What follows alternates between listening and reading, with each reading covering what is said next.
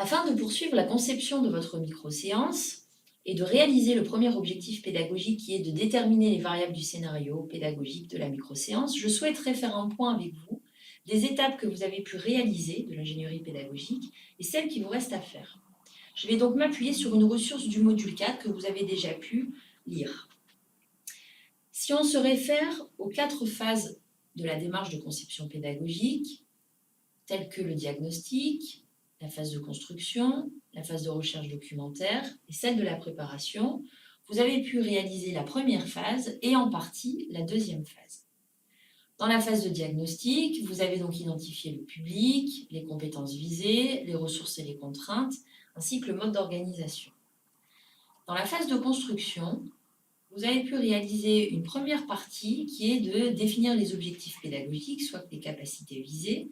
Et pour cela, vous avez réalisé des activités qui vous ont permis d'identifier les connaissances à s'approprier. Vous avez décomposé donc la compétence en différents savoirs, qui concernent bien évidemment la thématique sur laquelle vous allez animer.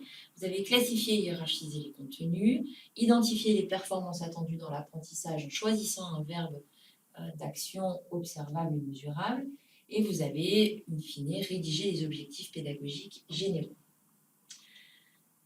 Dans le module 4, vous avez pu aussi réaliser des activités qui permettaient de caractériser le système pédagogique, c'est-à-dire d'identifier les différentes variables qui composaient le scénario pédagogique parmi les démarches, les méthodes, les techniques, les conditions d'apprentissage, les outils et les supports.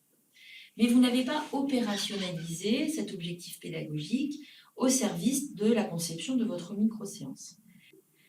C'est donc ce que je vous propose de faire dans l'activité qui va suivre.